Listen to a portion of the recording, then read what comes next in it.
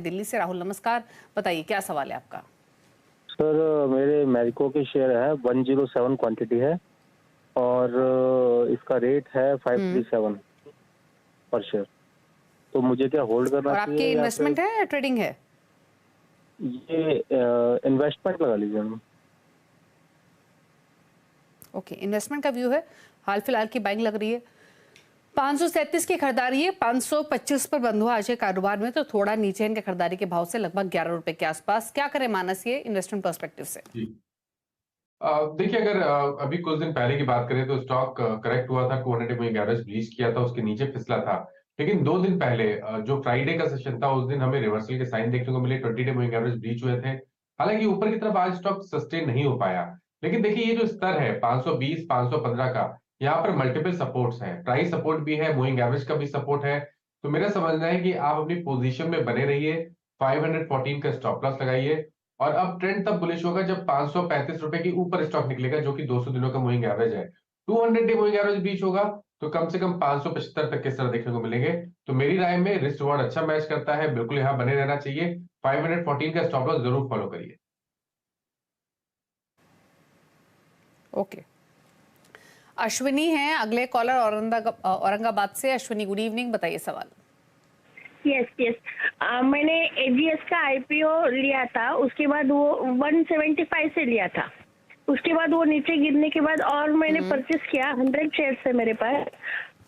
लेकिन वो बहुत ही नीचे आ गया, 63 तक आया था। तब मैंने एक सीएनबीसी में कॉल किया था, लेकिन उन्होंने एक्सपर्ट ने बोला था 80 पर आने के बाद फिर से कॉल करो।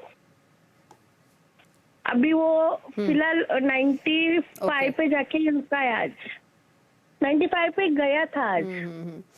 तो बिल्कुल। तो एक चीज तो है अश्विनी जी, आपने आईपीओ की होल्डिंग है आपकी, और आईपीओ से लेकर तो ये लगातार स्टॉक गिरा है। आपने तो इससे भी बुरे दिन देखे होंगे इस साल की शुरुआत में, जब ये 40-45 रुपए तक लुढ़क गया था। अब तो फिर भी इसमें रिकवरी बनी है, आपके लॉसेस रिकवर हुए हैं और अपने लो से 100% रिकवर हो चुका है, लेकिन अभी भी आप ह्यूज लॉसेस में हैं। अब पूछ लेते हैं मानस, कमेंट आपके एजीएस ट्रांजैक्ट पर 171 की बाइंग है 89 पर ट्रेड करते हुए। तो देखिए, बिल्कुल स्टेप बाय स्टेप ही चलना पड़ेगा, क्योंकि एक बड़ा मूव बड़ी गिरावट देखने को मिली थी। 180 रुपए से लेकर 45 रुपए तक की गिरावट थी। तो और अब कहीं ना कहीं शॉर्ट टर्म चार्ट पे भी और मीडियम टर्म चार्ट पे भी रिवर्सल के साइन जरूर देखने को मिले हैं। आज हमें एक प्रॉफिट बुकिंग का दौर देखने को मिला, लेकिन मेरा समझना है कि शायद लोअर लेवल पे 75 से लेकर 80 रुपए, इस रेंज में बहुत सारे सपोर्ट दिखते हैं। एक राउंडिंग बॉटम बना है, बहुत लंबे वक्त के लिए नहीं, लेकिन आपका जो मीडियम टर्म ट्रेंड है वो बुलिश लग रहा है। और आप बिल्कुल उम्मीद कर सकते हैं कि शायद आपको 115 120 तक के स्तर देखने को मिल सकते हैं। पिछली बार आपने स्टॉप लॉस नहीं लगाया था, लेकिन मेरी राय में अभी स्टॉप लॉस जरूर लगाइए। 74 के स्टॉप लॉस से आप पोजीशन बना के रखिए। ऊपर की तरफ 115 से 120 तक के भाव आपको देखने को मिलेंगे, और फिर से वहां पर रिव्यू करिए। अगर 120 के ऊपर सस्टेन करेगा तो अब शायद आपको जो ऑल टाइम हाई है स्टॉक का, वो भी टेस्ट हो सकता है। लेकिन आपको वहां पर फिर से स्टॉक को रिव्यू जरूर करना पड़ेगा। ओके, होल्ड करने की सलाह 74 के स्टॉप लॉस के साथ। कैप्टन ड्योबक सिंह हमारे साथ मौजूद हैं। सिंह साहब नमस्कार, बताइए क्या सवाल है आपका?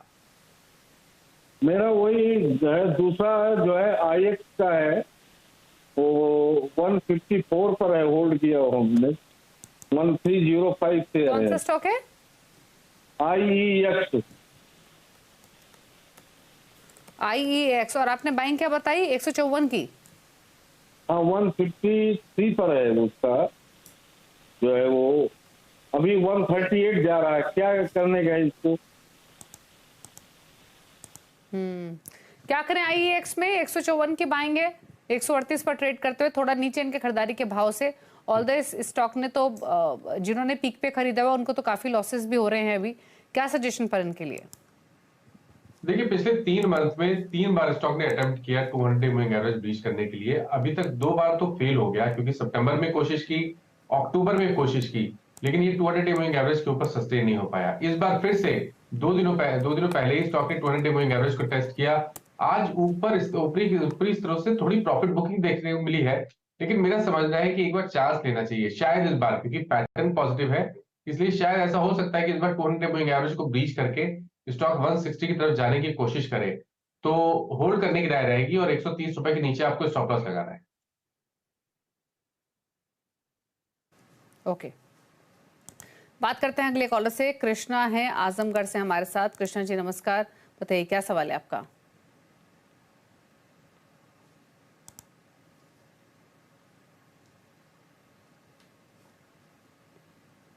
सवाल पूछिए प्लीज। चलिए, इनके फोन लाइन डिस्कनेक्ट हो गई। सवाल ले लेते हैं। रेलीगेयर पर सवाल है। 500 शेयर्स 218 पर खरीदा हुआ है। दूसरा है पैरादीप फॉस्फेट्स, यहाँ पर 61 रुपए 60 पैसे की बाइंग है मानस। 500 शेयर्स हैं। दोनों ही स्टॉक्स इनके भाव के आसपास थोड़े प्रॉफिट्स ही लैंड कर रहे हैं। क्या सजेशन रहेगा? तो देखिए, रेलीगर में बने रहिए क्योंकि स्टॉक करेक्ट हुआ है। स्टॉक ने 100 डे मूविंग एवरेज के आसपास सपोर्ट लिया है, 20 वीक मूविंग एवरेज पे सपोर्ट लिया है। आज रिकवरी में वापस 20 और 50 डे मूविंग एवरेज रीगेन हो गए हैं। आई थिंक करेक्शन कंप्लीट हुआ है और अब कहीं ना कहीं 255 तक के भाव आपको रेलीगर में देखने को मिल सकते हैं। इसलिए यहाँ पर होल्ड करने की कोशिश करनी चाहिए और 220 के नीचे आपको स्टॉप लॉस लगाना है। ये मैंने केवल एक ट्रेडिंग व्यू दिया है। अगर इन्वेस्टमेंट का टाइम के हिसाब से आप पोजीशन बना के रखना चाहते हैं तो भी मेरे हिसाब से बने रहिए। स्टॉप लॉस उस केस में 190 रुपए का रहेगा और टारगेट पर बड़े सेट करिए। सबसे पहले तो 280 रुपए और उसके ऊपर निकला तो 325 तक के भाव आपको देखने को मिल सकते हैं। पारादीप की जहां तक बात है, देखिए यहाँ पर स्टॉक कोशिश लगातार कर रहा है 200 मूविंग एवरेज पे सपोर्ट लेने के लिए। लेकिन अब यहाँ पर कंफर्मेशन पे ही आपको कोई फ्रेश पोजीशन बनानी है और अगर आपके पास लॉन्ग पोजीशन है तो आपको 58 रुपीज का स्टॉप लॉस लगाना है। एक बार 66 के ऊपर निकलेगा तो आपको वापस 74 तक के भाव देखने को मिल सकते हैं। तो होल्ड करने की राय यहाँ पर भी रहेगी, बट 58 का स्टॉप लॉस लगाना जरूरी है। ओके, बात करते हैं अगले कॉलर से और हमारे साथ हैं विवेक पाठक पटना से सवाल पूछने के लिए। विवेक जी नमस्कार, बताइए क्या सवाल है आपका। Good evening ma'am. मेरा क्वेश्चन है दिव्यानी पे। मेरे पास 1000 शेयर्स है 181 पे लिया हुआ। तो ये मैंने बहुत पहले का लिया था, ये ऑलमोस्ट 225 भी चला गया था, but I did not sell. तो अभी मेरे पास ये पड़ा हुआ है, ऑलमोस्ट सेम प्राइस पे है। तो अभी क्या करना चाहिए इसमें? ओके, दिव्यानी इंटरनेशनल क्या करें मानस, ये इसमें इनके भाव पर ये स्टॉक? देखिए, ट्रेंड वीक लग रहा है देवयानी का क्योंकि स्टॉक इस बार जब स्टॉक में गिरावट देखने को मिली तो पिछले 10 सेशन अगर आप देखेंगे तो ये 200 मूविंग एवरेज के नीचे ही ट्रेड कर रहा है। इसलिए थोड़ा सा कॉशियस रहिए। अगर एक बार ये 178 177 के नीचे फिसलेगा तो यहाँ पर गिरावट बढ़ेगी और उस केस में शायद 160 तक के स्तर देखने को मिल सकते हैं। क्योंकि स्ट्रक्चर वीक है इसलिए मेरी राय यही रहेगी कि कभी कोई उछाल मिले, आपको छोटा मोटा लॉस हो तो वहां पर निकलने की कोशिश करिए और फिलहाल के लिए स्टॉप लॉस जरूर लगाइए 177 का। ऊपर की तरफ फ्रेश खरीदारी अब तभी करेंगे जब 195 के ऊपर स्टॉक एक बार क्लोज दे, उसके बाद आप इसको स्टॉक को रिव्यू करिए और फिर खरीदारी करिए।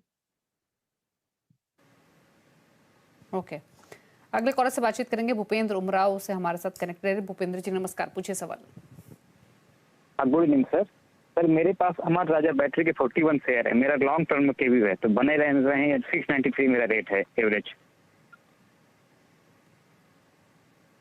ओके, आपने बाइंग 693 के आसपास का और आपका होराइजन क्या है, ये और बताइए please. More than 1 year sir. Okay, 1 साल का व्यू है 693 की बाइंग अमराजा बैटरीज में 604 पर ट्रेड करते हुए। क्या करें मानस ये? एक्चुअली ओके, तो देखिए अमराजा बैटरीज की जहां तक बात है, स्टॉक में कंसोलिडेशन दिख रहा है और जितने इंपॉर्टेंट मूविंग एवरेजेस हैं उनके ऊपर कंसोलिडेशन है। एक हर्डल है 650 का, अगर 650 के लेवल्स ब्रीच हो जाएंगे तो आपको 690 तक के भी रैली देखने को मिल सकती है। तो क्योंकि इंपॉर्टेंट मूविंग एवरेजेस के ऊपर कंसोलिडेशन है तो मेरी राय बने रहने की है। 630 का स्टॉप लॉस लगाइए, बने रहिए 550 के ऊपर। आपको कम से कम 30-40 रुपए की रैली जरूर देखने को मिलेगी। ओके, बात करते हैं शुभम से, पुणे से हमारे साथ कनेक्टेड हैं। शुभम नमस्कार, पूछिए सवाल।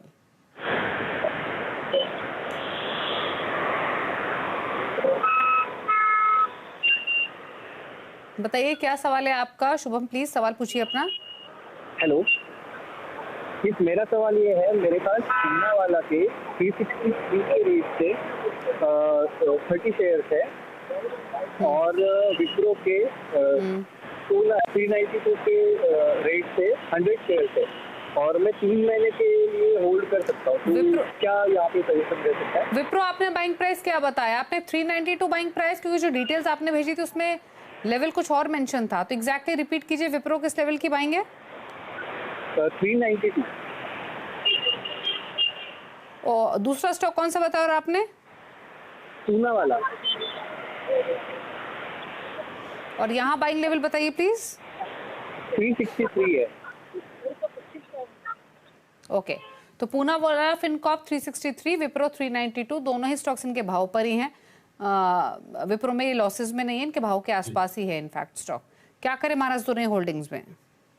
तो देखिए पूरा वाला में आप बने रह सकते हैं, हालांकि अभी तक का स्ट्रक्चर बहुत पॉजिटिव नहीं है, लेकिन मैं बने रहने की राय इसलिए दे रहा हूं कि क्योंकि 50 वीक मूविंग एवरेज के आसपास स्टॉक ने भी कुछ हफ्ते पहले सपोर्ट लिया था और वहां पर एक बाउंस बैक देखने को मिला था, वॉल्यूम देखने को मिले थे। इसलिए मेरी राय में बने रहिए। 340 रुपए के नीचे आपको 335 रुपए का स्टॉप लॉस लगाना है। आई थिंक वो स्टॉप लॉस सही रहेगा। मीडियम टू लॉन्ग टर्म के लिए आप बने रह सकते हैं, स्टॉप लॉस जरूर लगाइए 335 रुपए का। यहाँ पर अगर 390 रुपए के ऊपर के भाव देखने को मिलेंगे तो कम से कम 450, उसके ऊपर 480 तक के भाव देखने को मिल सकते हैं। और विप्रो की जहां तक बात है, देखिए विप्रो में अब कहीं ना कहीं ऐसा लग रहा है कि बॉटम फॉर्मेशन हो गया है। मीडियम टर्म चार्ट पे 350 से लेकर 370 पे मल्टीपल सपोर्ट दिखते हैं।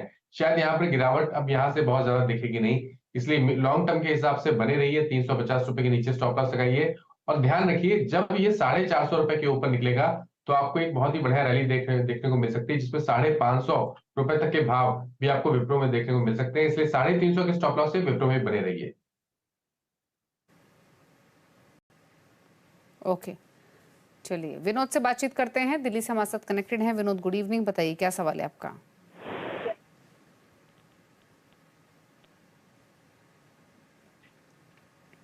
विनोद सवाल पूछिए प्लीज अपना।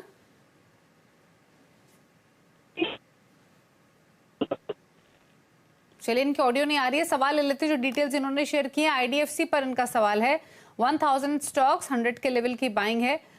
स्टॉक हालांकि काफी चला है, इनकी बाइंग भी ऊपर की है, लेकिन उसके बावजूद भी प्रॉफिट्स में है। 17.5 रुपए का फायदा हो रहा है। मानस क्या करें?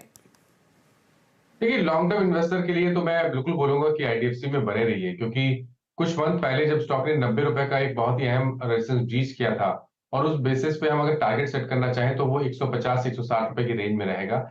इसलिए मेरी राय में तो बिल्कुल बने रहिए। कभी गिरावट मिले तो खरीदारी कर सकते हैं और आपको स्टॉप लॉस 200 मूविंग एवरेज जो कि 105 रुपए है उसके नीचे लगाना है। ओके, अनिल भारद्वाज है नोएडा से हमारे साथ। अनिल जी नमस्कार, बताइए क्या सवाल है आपका? जी मेरे पास एक तो दीपक फर्टिलाइजर है 798 शेयर 688 के रेट पे और 2000 आईडीएफसी फर्स्ट बैंक है 98 रुपीज पे। ओके, और एक साल तक मैं होल्ड कर सकता हूँ। दीपक फर्टिलाइजर 688 पर है। ओके, एक साल होल्ड कर सकते हैं। मानस बताइए दोनों स्टॉक्स पर क्या सजेशन रहेगा? देखिए दीपक फर्टिलाइजर्स के चार्ट्स बहुत पॉजिटिव नहीं है, कंसोलिडेशन दिखता है, 200 मूविंग एवरेज के नीचे ट्रेड कर रहा है। मेरा समझना है कि इस स्पेस में अगर रहना है तो आई थिंक फैक्ट एक बढ़िया स्टॉक हो सकता है अगर आपका outlook medium to long term का है, क्योंकि यहाँ पर जिस तरह के पैटर्न्स है अभी भी शायद यहाँ पर भी आपको और तेजी देखने को मिल सकती है। और या तो अगर इस स्टॉक में आपको थोड़ा सा डर लगे कि ऑलरेडी एक मूव देखने को मिल गया है तो चंबल फर्टिलाइजर्स पे आप ध्यान दीजिए। मेरी राय में तो दीपक से निकल के चंबल में निवेश करें, थोड़ा सा पेशेंस रखें तो आपको चंबल शायद 380 रुपए तक के भाव भी दिखा सकता है। तो दीपक से निकलिए और चंबल में निवेश करिए। और आईडीएफसी फर्स्ट बैंक की इन्होंने बात की थी।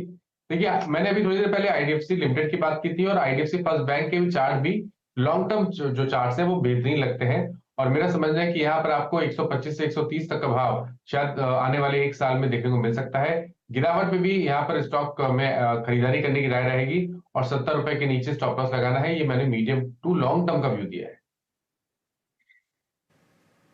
ओके, आशीष है इंदौर से। आशीष नमस्कार, पूछिए सवाल।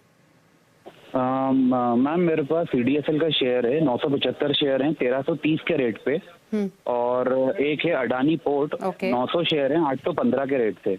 और सीडीएसएल में एक चीज मैं और पूछना चाहूंगा कि मुझे और भी ऐड करना है तो मैं कौन से लेवल पे करूं, और मैं दोनों लॉन्ग टर्म के लिए रखे हुए।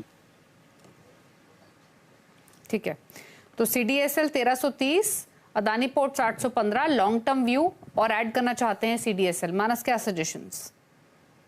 देखिए सीडीएसएल में बिल्कुल खरीदारी कर सकते हैं। अगर एक छोटे से करेक्शन का इंतजार करें तो वो बेहतर रहेगा।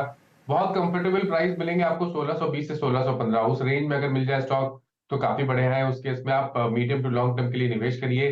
1400 के नीचे स्टॉप लॉस लगाइए और देखिए ध्यान रखिए, अभी कुछ हफ्ते पहले जो ब्रेकआउट देखने को मिला है CDSL में, उसके टारगेट करीब करीब 2400 रुपए के आते हैं लॉन्ग टर्म में। तो गिरावट पे खरीदारी कर सकते हैं, 1400 के स्टॉप लॉस लगाइए और 2400 रुपए के टारगेट सेट करिए CDSL में। अदानी पोर्ट्स में एक पॉजिटिव चीज है कि 200 मूविंग एवरेज पे स्टॉक सपोर्ट ले रहा है। अभी कुछ हफ्ते पहले स्टॉक ने 200 मूविंग एवरेज पे सपोर्ट लिया, रैली दिखाई, हालांकि आज फिर से 20 मूविंग एवरेज के नीचे क्लोज हुआ है। लेकिन मेरा समझना है कि यहाँ पर बहुत बड़ी गिरावट देखने को नहीं मिलेगी, तो फ्रेश खरीदारी की राय नहीं रहेगी। लेकिन अगर आपके पास लॉन्ग पोजीशन है तो आप अपनी पोजीशन को होल्ड कर सकते हैं। 760 का स्टॉप लॉस लगाइए, और जब भी यहाँ पर 830 835 के ऊपर का ब्रेकआउट देखने को मिलेगा, तब शायद आपको 900 920 तक के भाव भी स्टॉक में देखने को मिल जाएंगे। ओके, चलिए, तो ये सजेशन रहा आपके लिए दोनों ही होल्डिंग्स पर। चलिए, रुक रहे हैं इसी के साथ एक ब्रेक के लिए भी, और ब्रेक के उस पर भी कुछ क्वेश्चंस लेंगे सोशल मीडिया प्लेटफॉर्म से। जल्द वापस आते हैं छोटे से ब्रेक के बाद।